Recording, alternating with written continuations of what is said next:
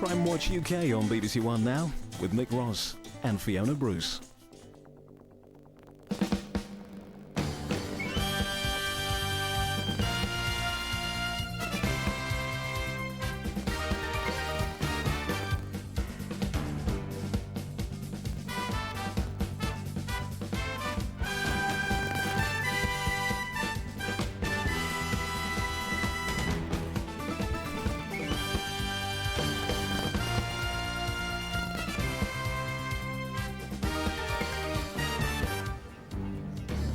Tonight on Crimewatch. The man attacked with a motorised saw who survived because he weighs 20 stone.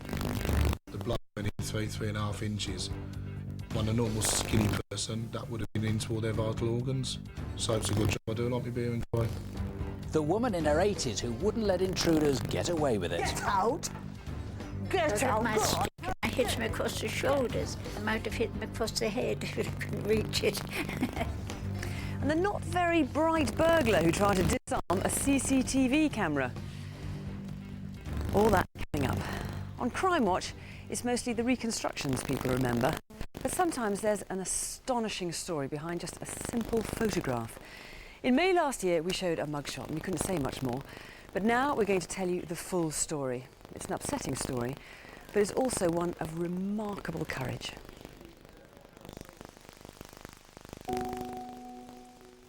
May 2000. Disturbing photos were found spilled from a rubbish bag on a housing estate in West Yorkshire. It was just constant sexual and physical abuse throughout childhood, growing up into late teenage. The pictures led to the identification of two girls. Within weeks, the police had assembled an appalling catalogue of evidence pointing to Glyn Kenyon. He'd regularly raped and physically scarred the girls since they were infants and sold one of them to another man. A woman and another man were also involved. Glyn Kenyon fled. By this time we'd been on the run for quite a long time and it was quite worrying knowing he was out there somewhere, not knowing where exactly. All avenues of police investigation to trace Kenyon had drawn a blank. The only alternative that I could see was an appeal on Crimewatch. These three men are all wanted for serious sex offences against children. Glyn Kenyon would be doing stationary or casual building work. We received a phone call from a viewer in Blackpool, a Mr Neil Walls, who knew where Kenyon was. I knew of him because he lived in the same property where I used to live. He lived upstairs in one of the bed sits. I've always thought, what would I do if I'd seen somebody that I know? And obviously I did, and I phoned up. If somebody came from the Blackpool police station, he just happened to be out. They asked me where he worked, told him that he was, as far as I knew, he worked on a market, Bonny Street Market in Blackpool. Glyn Kenyon, I'm arresting you on suspicion of rape and assault. It was really amazing. I just remember I was at work and I got a phone call saying he'd been arrested and I just bounced all on where I was working. It was really good to hear that he'd been arrested eventually. But her exhilaration turned to dread. Despite compelling evidence against him on over 40 charges, Glyn Kenyon pleaded not guilty. The two girls would have to take the stand. I did think about not giving evidence. I said quite a few times I'm not going. But at the end of the day, when it came to it, I just looked at it as though it was something I had to do. The girls had to describe every offence that was committed by Kenyon in open court. And it took a great deal of courage for them to be able to stand before a jury, barristers, solicitors, and the defendant. He'd always been powerful and it was like reversed now. You know, he was a pathetic little man sitting in the corner and I was the one everyone was listening to. Because of the girls' courage, the judgment was overwhelming. Glyn Kenyon was given no less than 16 life sentences.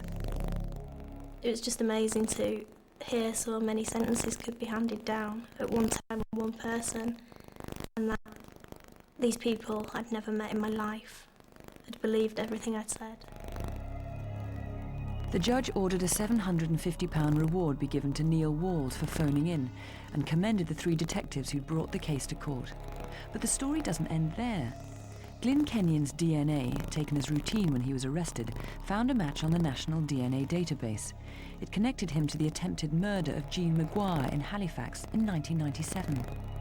I blamed myself for being there, but I wasn't. It was just being in the wrong place at the wrong time. Me and my husband had a bit of a tiff, really. And one of us always go for a walk, so it just happened to be me that night.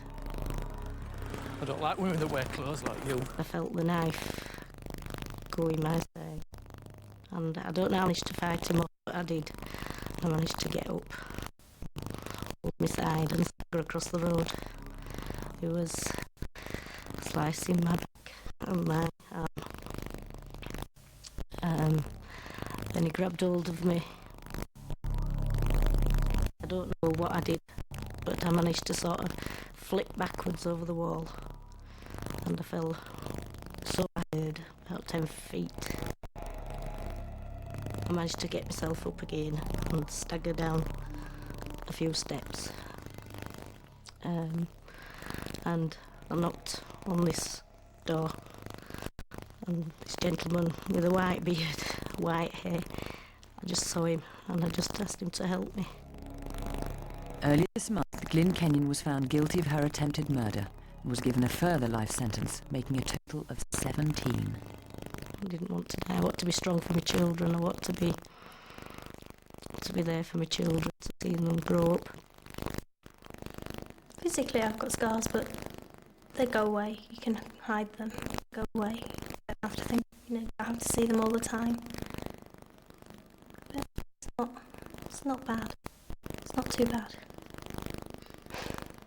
It's livable with. Some girl. She's a real survivor. Well, now, meet Sean Reaney from Chelmsley Wood in Birmingham. Now, what you need to know, and it's a fact that saved his life, is that he's over 20 stone. I'm secretary of Chelmsley Town Football Club, which is the local youth and adult teams down Chelmsley. It's my job as secretary to liaise between the league and the managers we have. Has anyone else got anything else to say? So consequently, we have a meeting once a month on a Tuesday. A dozen miles away, in the Tile Hill area of Coventry, a mobile phone shop was being burgled.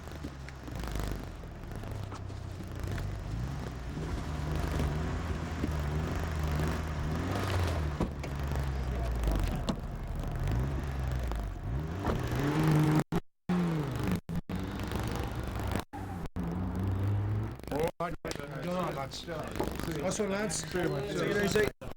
See you later, eh? The meeting finished approximately 10 o'clock. Most of the managers left, which left me and Alan there just to tidy up, lock up, wash the glasses, and generally get it ready for the weekend. We've got some stuff sorted out there for next week. I know, but it'd be alright if we should put it onto the pitch.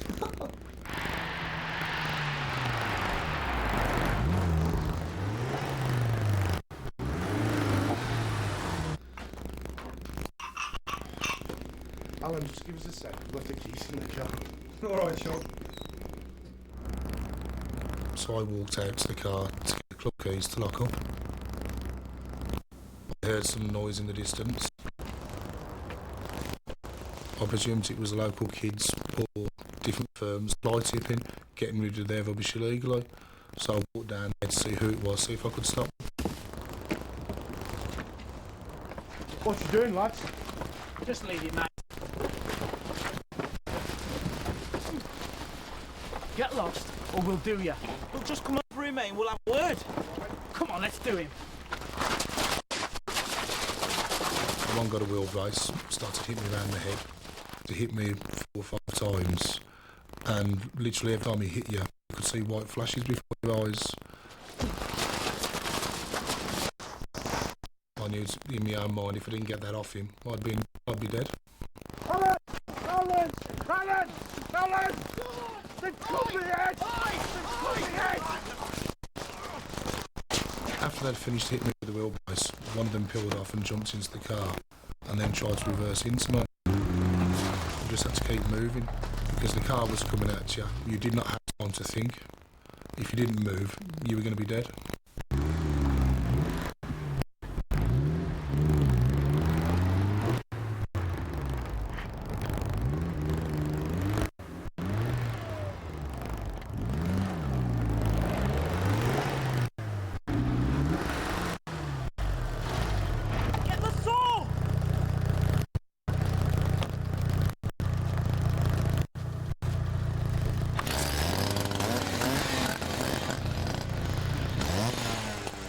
One of his mates came around the corner, took me off him for a second, and he managed to cut me with his.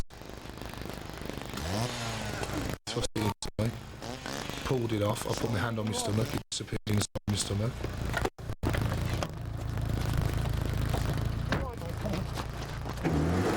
The car come then straight at us, and one minute he's trying to stab you, and next minute someone's trying to knock you over.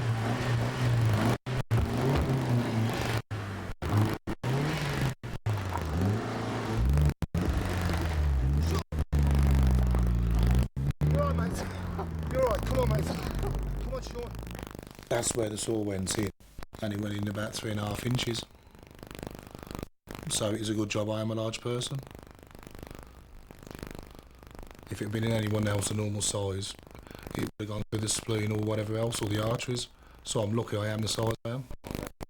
Tony, a power tool, a scaffold pole, a car, astonishing violence. Absolutely, Nick.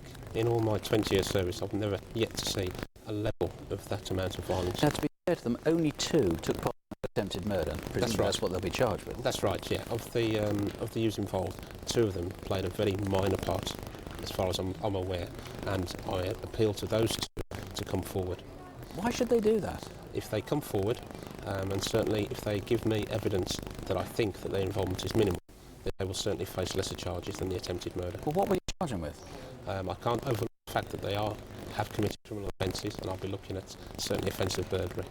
But it's the latest charge you could bring, in short. Absolutely. And if they don't call in? If they don't, I would have to go with what I've got, and that would tend to suggest that they are involved in attempted murder and possibly conspiracy charges. I suspect you're going to get their names anyway, aren't you? Because news of this will have been round the streets pretty quickly. Yes, I think so. I'm quite confident that after tonight's show we will get certainly the names of the 4 people responsible for that incident. And what I would do to those people is to come forward and tell us your involvement. If, incidentally, you do know who did it, please don't just wait for somebody else. The more people that call in on this and give us those names, the better.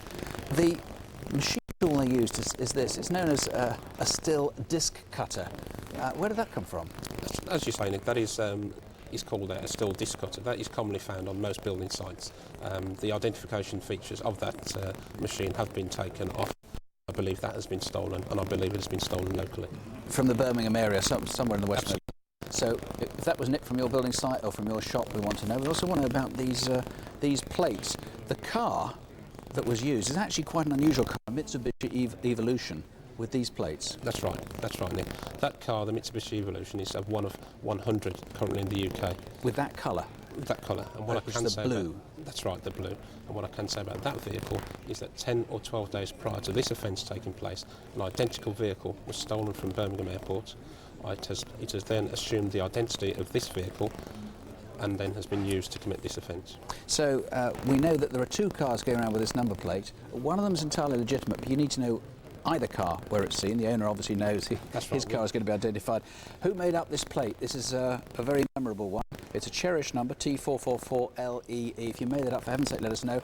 And I know that Sean thought he damaged the car when he was fighting back. That's right, Nick. Nick, he assures me that he damaged the back screen of the vehicle, the front screen, and also one of the side windows. He smashed 3 screens, That's 3 right. of the windows. Now, those are going to be pretty difficult to repair in a Mitsubishi Evolution. You'll have to have ordered up those bits of glass. So if you did that, for heaven's sake, let us know. And if you can help on any way, call us here in the studio, or you can call the incident room on 0121 712 6198.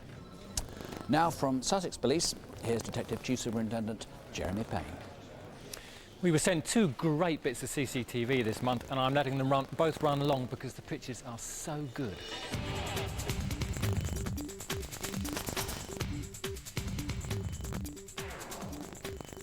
On a Saturday night in August, this man and woman approached a girl walking with her friends to a mate's house in Ilkeston near Nottingham. They were aggressive right from the start and obviously wanted to provoke a confrontation. The friends tried to back away from them, but they just kept on coming. The town centre CCTV operator saw what was happening and after calling the police trained the cameras on them. It's not obvious from the video, but this person they are confronting is a slightly built 25-year-old girl. They were then joined by another two men. Do you recognise these people as a group? All three of the friends were attacked, but the main victim was punched, kicked, knocked to the ground and had to be treated for internal injuries. She didn't know them and had never seen them beforehand, but throughout the whole attack they kept picking on the same girl.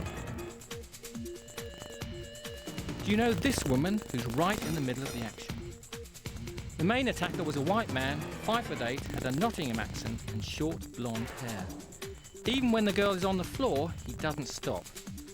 And finally, one of the others has to drag him away. Please help us identify him.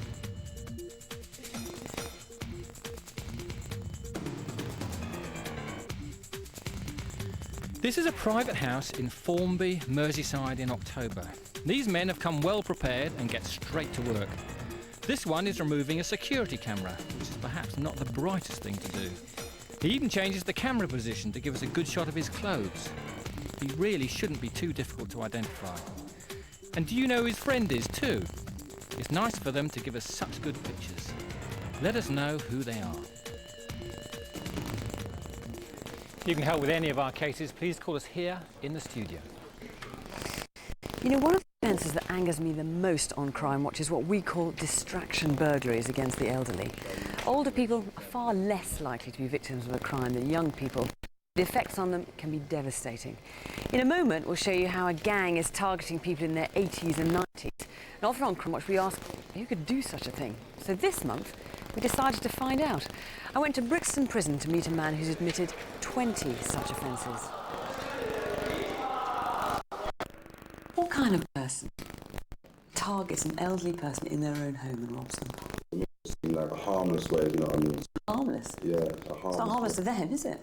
But the way I see it is a way to make money without actually physically beating or hurting somebody. And the fact is, because I was getting the drugs was making me want to do it again. It's no excuse, is it? When you think about your own parents, for example, and them being elderly, what would you think if someone did something like this to them? I want to kill the person that done it to them. But you did it and you kept on doing it? Yeah, because I kept on getting away with it, that's why. You don't really think about people's feelings. You think about it now? Yeah, I do think about it now. So all I think about now, because I've had time to think about it now. Well, that man is waiting to find out just how long he'll be spending behind bars. But help us find the group of men who are still out there, causing a plague of distraction burglaries across the southeast of England. It was just an ordinary Monday, and then 5:20, the doorbell rang.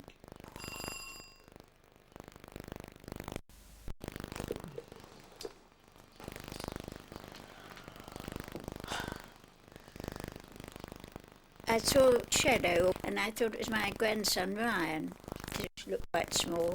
Opened the door and it was this young man there.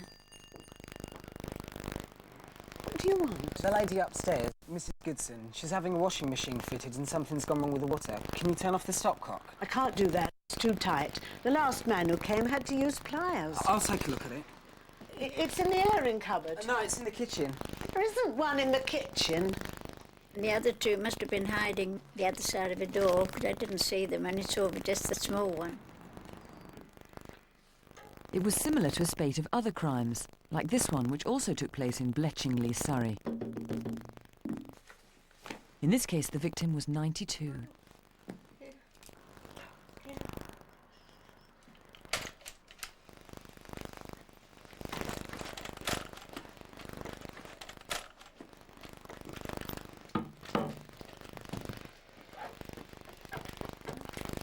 What is it? What's the matter? Yeah, I'm from the water board. I need to come and check your water. Governor's given me £5 to pay to get in, but I need to get some change. What are you out to? Get out! Oh, don't be silly. I'm here to help you. I'm not going to hurt you. Look, can you show me where the kitchen is? Oh, well, yeah, I suppose so. All right.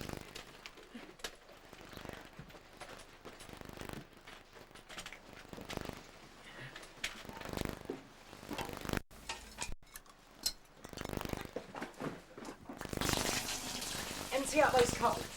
I'm not doing that. You'll have to do it. This first one is described as Italian-looking, aged about 18, with a mop of black hair and physically small. Man, it was then that suddenly I thought, something's funny here.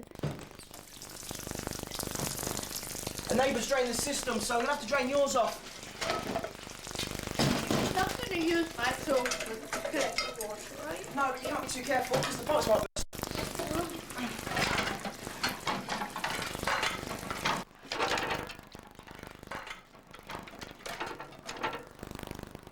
Hello?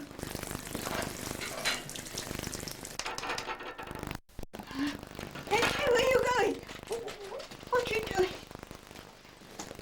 What are you doing in my home? Get out! I was too angry to be nervous or afraid. I was in such a temper to think they'd been in my house. Get out! I got my stick and I hit him across the shoulders. Might have hit him across the head if I couldn't reach it. Get out, you! That handkerchief. This one was taller, muscular and in his early 20s. The third may have been his brother, perhaps even his twin. And get out, you buggers, you buggers! Go on, get out! How dare you! I'm calling the police! I had 2 strokes and I was afraid I might have another one. I was getting more worked up and my heart's very groggy, so I thought, sit down, Win, calm down, calm down. Leave them alone! Get out! Come and go away!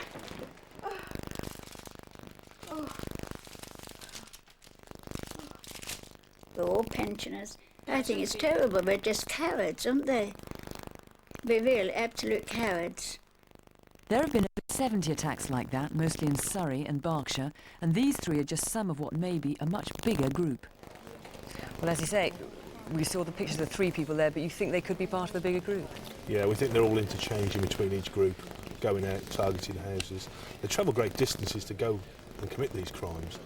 And they choose particular times of day, don't they? They do. They pick between 11 o'clock in the morning, 5 o'clock in the afternoon, or just after. But basically between 3 and 5 in the afternoon. Irish accents, South London accents. We don't know really which ones are all interchanging with which. OK, well, what can people do to help try and catch these guys? Basically, we need some names.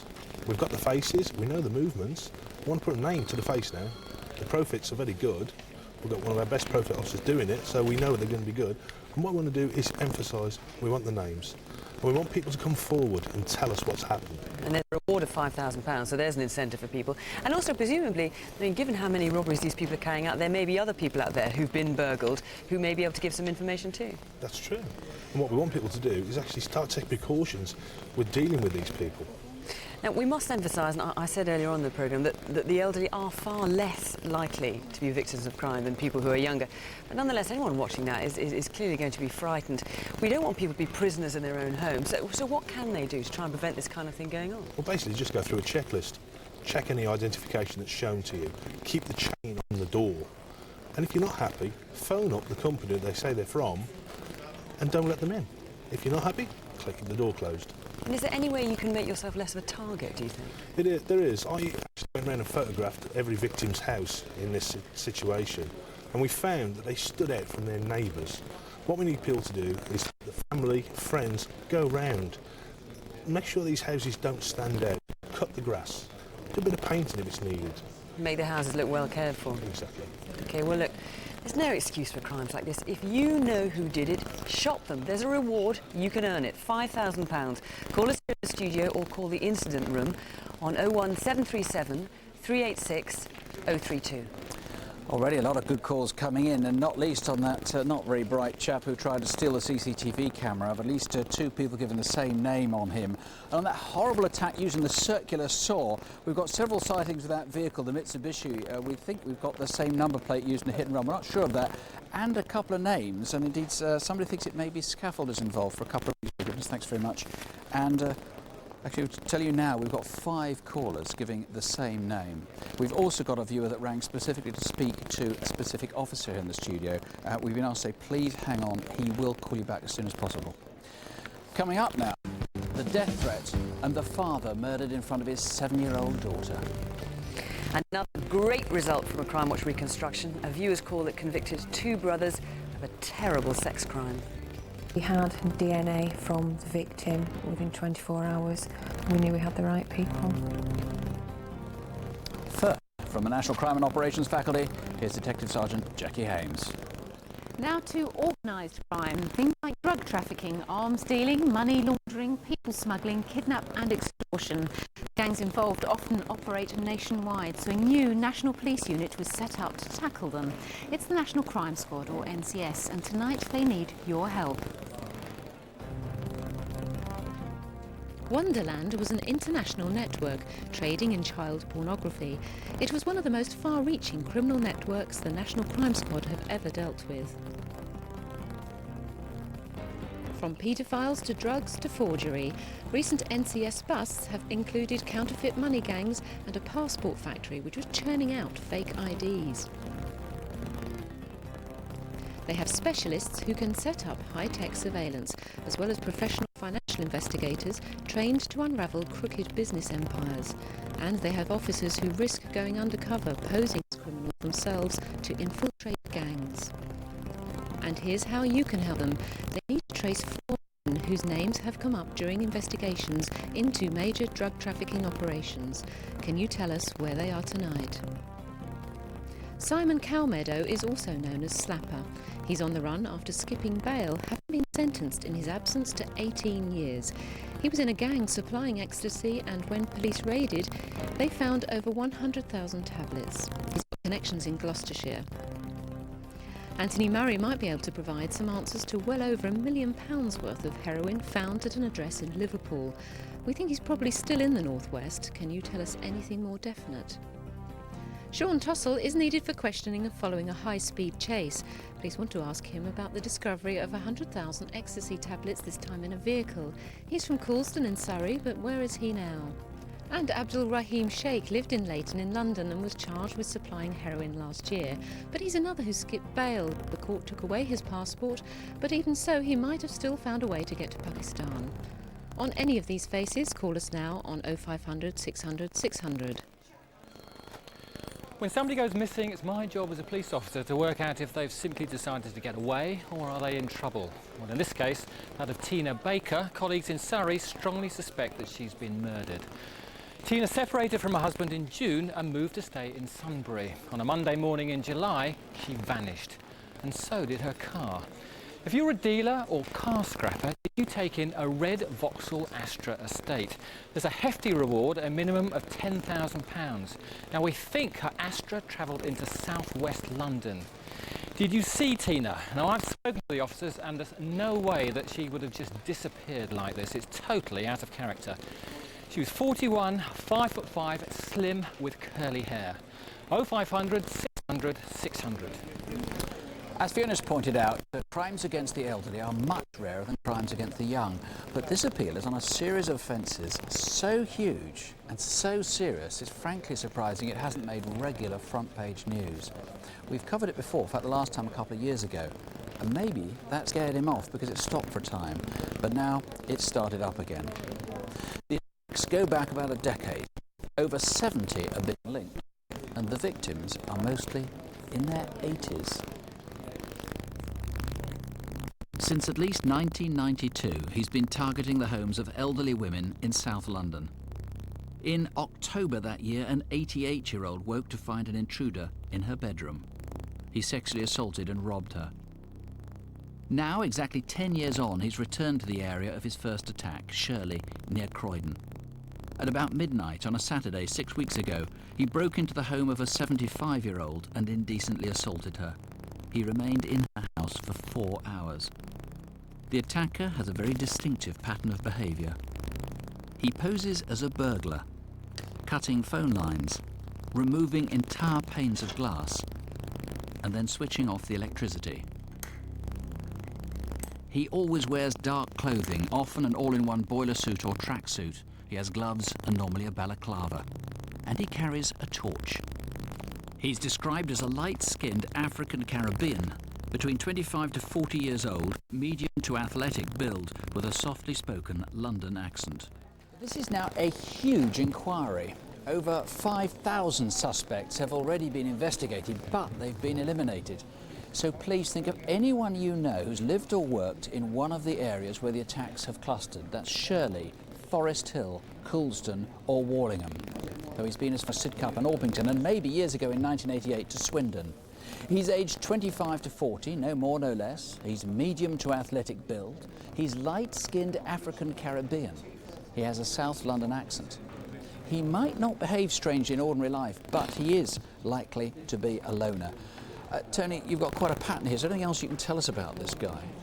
From the offender profiling, apparently he's likely to have an ordinary job, may appear to be an ordinary individual at work, as you've said already, but at weekends he is likely to be able to get away all night. 4 or 5 hours in somebody's home is not unusual, and he doesn't seem to be concerned that somebody at home might be missing him. Unlikely to be able to form normal, ordinary relationships with members of the opposite sex, and may show some very odd interests, unhealthy interests in elderly females. He must know what he's doing is wrong. And this is, you know, even if he's a bit ill in some ways, I mean, he must be compos mentis. He must recognise what he's doing is causing terrible damage. I believe he knows not only that what he's doing is wrong, but he's actually trying to control it. There are large periods of time, years at a time, when he is not offended. Last victim talked him out of the offence. She made reference to his mother, for example. How would your mum feel if she knew you were doing this? And that stopped him in his tracks. And other victims have had a similar conversation with him, and he stopped. And You think he wants to stop? I think he wants to stop. And my appeal, in fact, to him tonight is this. I believe he wants to stop. Now's the time to do it. There are a lot of very elderly ladies out there who every day suffer as a result. 3 have gone to their graves knowing that he is still out there. Put it to an end now. Give yourself up tonight. Go into a local police station or ring my incident room. We'll treat you with all the compassion we can, but this has got to come to a stop very soon. You've talked about how awful these attacks are, and they really have been quite savage, some of them, the effects of them. Just in case he does this again, what should a woman do? I mean, actually, this is a guy who hasn't used violence except really once he's well into the assault. Correct. He actually seems to show some regard, compassion for them, but there are occasions where he is So quite how should violent. one react if faced with him? The occasions where the ladies have engaged him in conversation, they've talked to him, they've treated him as if they were, for example, in a paternal role towards him. He seems to respond. So be parental towards him, don't be a victim. Correct. Okay, well, if you think you know anything about this, and incidentally, if you think you've been followed by this man, because he's obviously doing some research to find these what he thinks are vulnerable people. If you've been attacked and you haven't told us or told the police, if you know anything about who he is, call us here in the studio, or you can call the incident room on 020 8649 1550. Now, we're getting a lot of calls on that circular saw attack. Let me just tell you, we were looking for that blue Mitsubishi Evolution, a very distinctive car, getting a lot of information about that. Got an address here, so the police can be following it up straight away. Now to Glasgow, and detectives have been trying to catch this man for a year and a half. Now they need your help. This is CCTV from Westerton Station in Glasgow. A well-built man in his 50s comes onto the platform. You can get there without a ticket.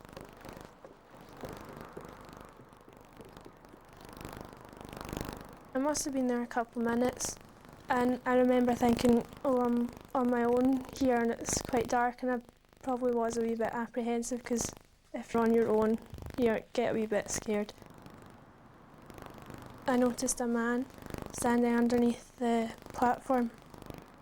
I saw him put his head round the corner, and I just thought he was standing there. And then I noticed him looking quite a few times, so I thought that was a bit strange. And I thought if I went into the shelter, he might think I'd walked away because he wasn't looking at me all the time. I was texting one of my friends to say there's a strange man standing under the stairs, and then next thing I looked up and basically all I can remember is him walking straight at me, and at first I thought, oh, maybe he's going to ask me the time or something, but he came much closer and then he just pulled a knife out. He held it into my stomach and I started to scream. I just froze, and then he said it again, "Give me your bag." Give me your bag! 2 men heard her screams and caught the robber, but in the confusion the man got away. He dropped this knife, which is very unusual. Call us if you've seen it on someone in Glasgow, or help identify this man. 0500 600 600. And let me just tell you, remember that CCTV footage we showed of the man trying to take the camera off the wall? Well, if that was you, we've had so many people ring in with your name. I go to the police station now. Now, another great result. It's one where a viewer gave the police one vital name. Back in February, we appealed on an especially nasty sex attack, unusually committed by 2 men. Our reconstruction highlighted CCTV of a student being followed in Preston in Lancashire. The lads befriended her, then dragged her into Muddy Park. Within a couple of days, I took a phone call from a gentleman working in the Lancashire Probation Office. As a result of seeing the programme and seeing the CCTV, he's put a name forward for 2 brothers. So then from that call, as a result of Crimewatch, we had 2 names to go on. He provided us with 2 addresses for the 2 brothers. I believe one of them was working in Blackpool and one of them was at the former address in Preston. I went to Blackpool with colleagues. We knocked on the door. We asked if this gentleman lived there. All knowledge was denied. We searched the premises and we found him hiding in an upstairs bedroom. We had DNA from the victim within 24 hours. We had the thumbs up from the forensic labs that yes, it was 100%, it was their DNA.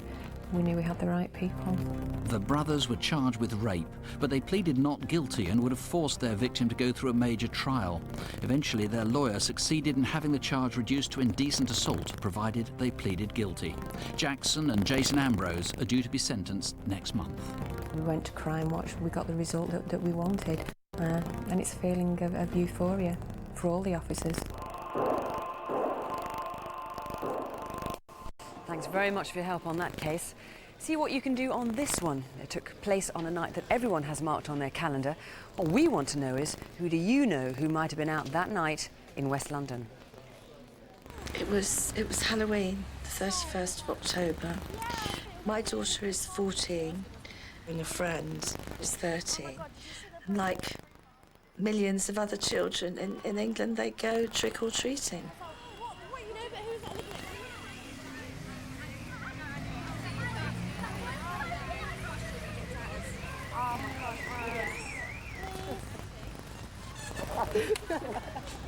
They look like trouble. Let's go in.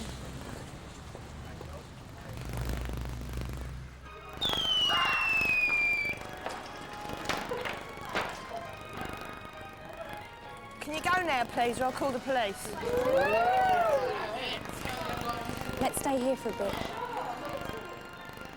After a few minutes, the group of girls split up, and the last 2 left to go home just before 9 o'clock. Oh, my feet hurt.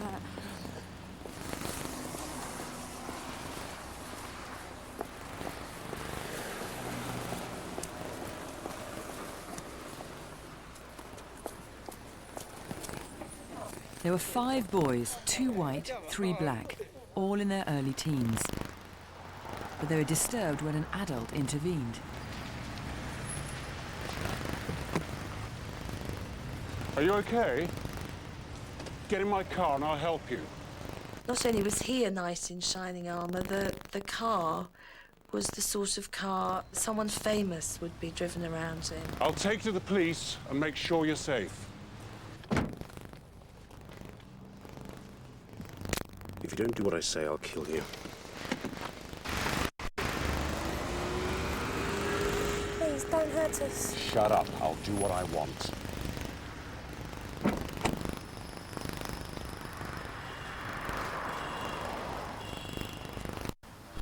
Stay in the car or I'll hurt you. Don't talk or scream. He took her a short distance from the car and raped her.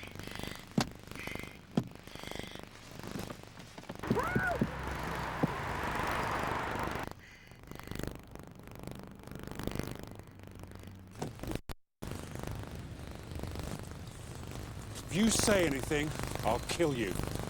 The car was a posh black saloon with tinted windows, something like a Lexus, a Merc, a BMW or an Audi.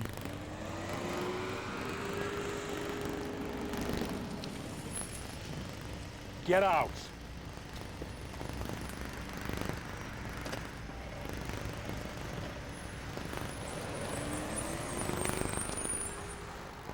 I think that the girls trusted him because he spoke well. He was very smartly dressed and he looked kind. He's around 40 with a tanned, freckled face, brown eyes, brown hair going grey and a big nose. He drives a black executive saloon.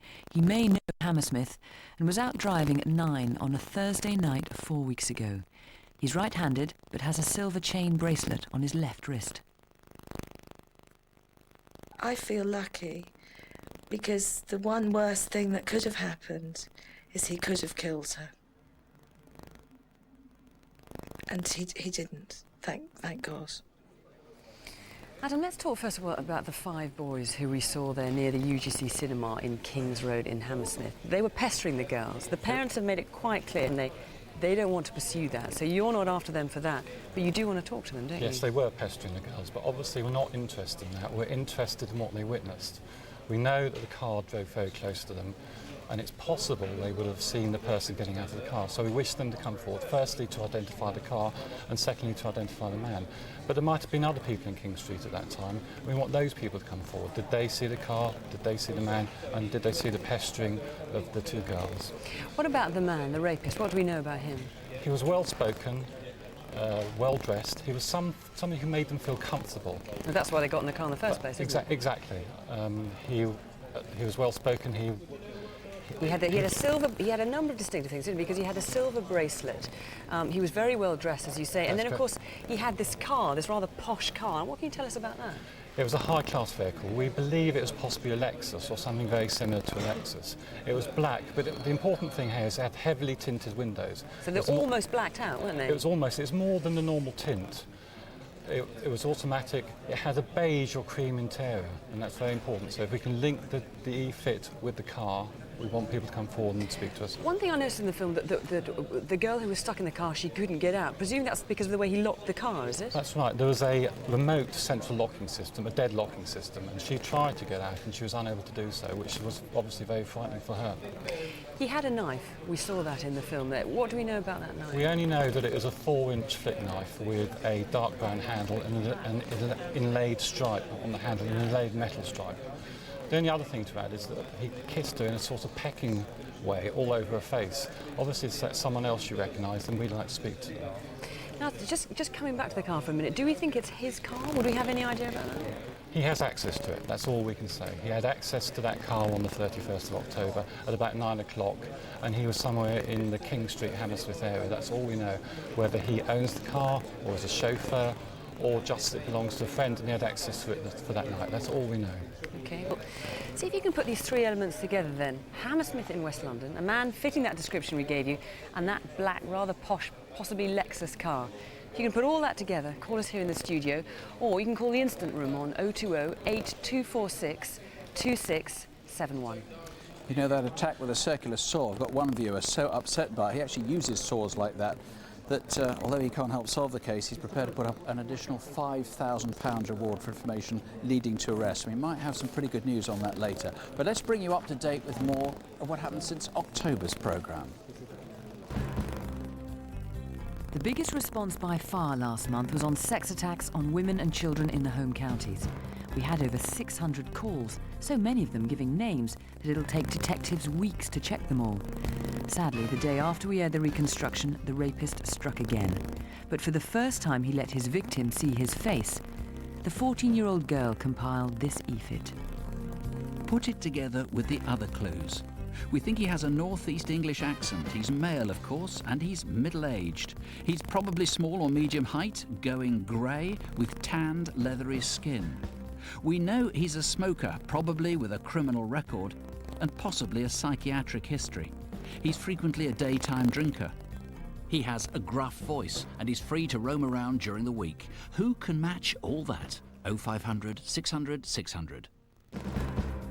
Maurice Carr was wanted by Worcester Child Protection Unit. As a direct result of calls and awareness prompted by Crimewatch, he was arrested 6 days after the programme. He's been charged with 3 counts of indecent assault and is awaiting trial. We had more calls and perhaps a breakthrough on a murder case in Glasgow's West End. Alex Blue was a car dealer who was fatally wounded around midnight on Monday the 24th of June at his home in Dundonald Road. The last sighting we had of Alex was earlier that night at 8 p.m. at the Bean Scene Coffee House on Cresswell Lane. But thanks to calls, we now know he was with 3 other men at 10 p.m. here in Ashton Lane. This was the day after the West End Festival Carnival, so the streets would still have been very busy. The first of his companions was black and in his 30s with a northern English accent. The other 2 men were both white. One was also in his 30s with bleached blonde cropped hair. The other was around 45 with short grey hair. Who are they? Call us here or 0141 532 3262.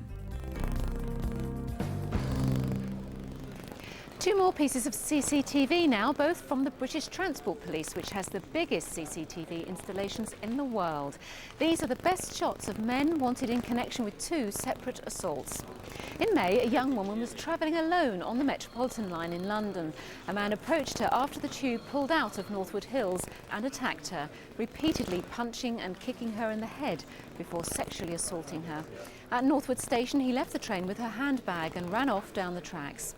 This man was caught on the station's cameras and he appears to be carrying a woman's handbag. Can you tell us who he is? And a young woman was verbally abused on a train journey from Littlehampton to Bognor Regis. When a fellow passenger intervened, he was severely beaten up and was in hospital for over a week. Now, this man could be innocent, but we do need to talk to him. He's 6 foot, stocky, with short light brown hair and had a local accent. If you know who either of these are, please call us here now. This is a death threat. If you can read Bengali, you'll know that it says, "Go to Bangladesh. There will be a bounty on your head of 500,000 taka, that's about £6,000. Only God knows what will happen to you in this country. It's out of the people's imagination." This man, Salek Chowdhury, received this letter back in March. Do you recognise the writing? Do you know who sent it? It complains about a mosque that Mr. Chowdhury helped to found. 3 weeks ago, he was stabbed to death on his doorstep in Forest Gate, East London, in front of his 7-year-old daughter. This is his son, Jamal, along with a senior investigating officer, David Anthony. Jamal, firstly, condolences. An appalling thing for the family to have to cope with, but particularly appalling for your sister, aged 7. How is she coping with it? It is. Razia, at the moment, I don't think she fully understands what's happened. People say it's easiest for the kids to take in and to get over, but I don't think she understands, and I'm really dreading the day when she does fully understand, you know, the extent of what's happened. What's she saying about it? Well, at the moment, you know, she's been told that, you know, obviously our dad's dead, but it's the little things like she would stay awake until my dad would come back and then she'd go to sleep. When, you know, after 2-3 weeks, you know, repeatedly he's not coming back and she's having to sleep on her own, I think then it's going to hit home, and I'm really not looking forward to the day when it does. Does she understand why? Does she say anything about that? Well, you know, one of the most sort of horrendous things that happened on the day of the funeral was once I got back, I saw Razia crying and I went over to her and I said to her why she was crying, and, you know, she said to me, you know, she actually said to me, why has this someone done this to us? Does she not know, or do they not know that, you know, we need a father? And I had no answer. Jamal, well, exactly. Why has somebody done this to you? Do you have any idea? You know, at the moment, we're lost for any sort of clues as to why someone would want to do this to our father. You know, he loved the community and he was held in high esteem by many in the community. So we're really, you know, shocked and bewildered as to why someone would want to do this. So you need people in the community to come forward and speak? We need not only the community, but we need people who may have information, who may know people that might know something, for them to encourage them and to come forward and, you know, help us with this investigation. Within your own community, you think the answer lies? As I said, not only within the community, but people outside who might know something to come forward, so you know we can put this to rest and carry on rebuilding our lives and with our lives. David, you need witnesses as well. Obviously you need motives, that's perhaps the key thing. But witnesses, although there's an enormous ruckus made when this happened, you still need more people who were there in East London when it did, on 3rd of November. That's right, Nick. There was a commotion when Mr Chowdhury was maliciously and callously murdered. This is Birchdale Road. This is Birchdale Road in Forest Gate. The suspect, who is a black male, aged about 15 to 25 years old, is about 5'7" to 5'11" tall. Now, he was wearing dark clothing, but he had a distinctive gold-hooped earring. Although it had been heavily raining that day, he wasn't wearing a jacket, and as he made off from Birchdale Road into Sherrard Road, he was clutching something across his chest. Does anyone know that man? Did anyone see that man? Okay, if you know that man, if you think you might, and above all, if you think you've got any idea of a motive, there is a substantial reward on this. We have a Bengali speaker in the studio, if our English isn't too great. The number, of course, is 0500 600 600, or you can call the incident room on 020 8345 3715. We're getting a fantastic response now. I have to tell you, those horrifying sex attacks on the elderly we showed you, we featured earlier on. 2 people have rung in who think they recognise that offender as a former patient at a secure unit, I think, in the Cane Hill Hospital in Coulsdon. I'm going to follow that, obviously. Just let me update you on one of the cases we featured last month. Remember the biggest manhunt ever for a rapist we featured in the southeast. A woman has rung in, I've got the note here, who believes that man may have attempted to grab her on Ham Common in Kixton 2 afternoons ago. She hasn't told the police, she's just rung in here. We've obviously told her to make a written record and get straight onto her local police station.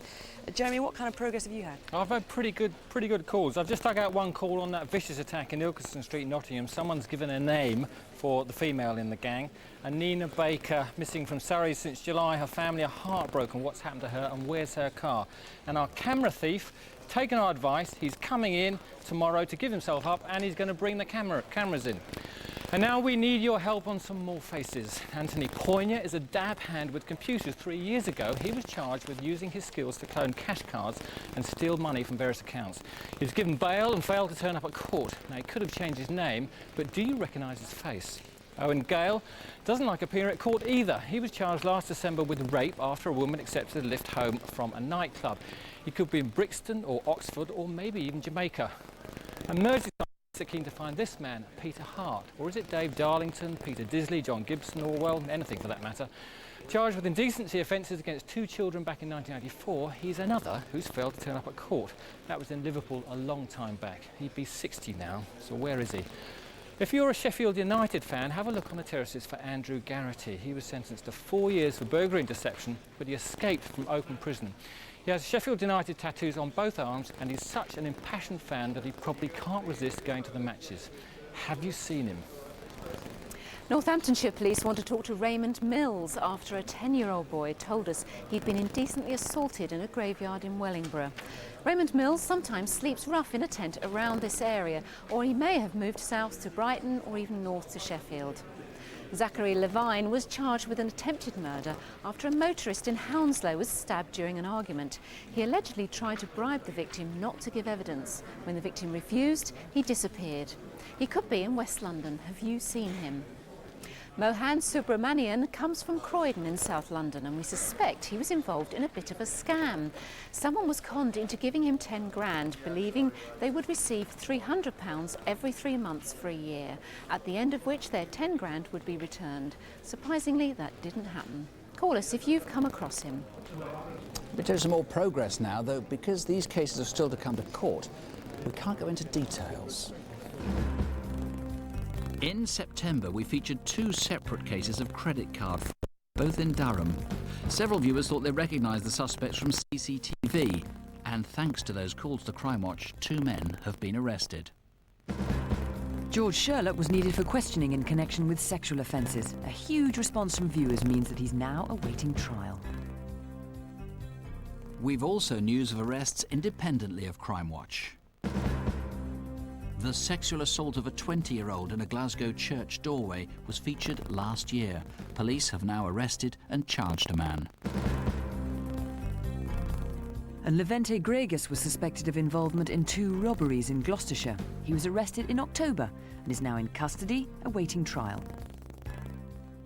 A woman has rung in on that circular saw attack saying she thinks she saw these guys in the pub. Actually, we'd asked that woman, please call in. We'd like to get your name and your address. We need to talk to you again. And on the deceptions, we've got 6 callers who think that they're responsible for those people responsible for those deceptions are from a travelling community which is now in Kent. That's been a fantastic result. And as you know, we've already got one person, the CCTV man. Keep calling in. All the numbers, of course, are on CFAX on page 621.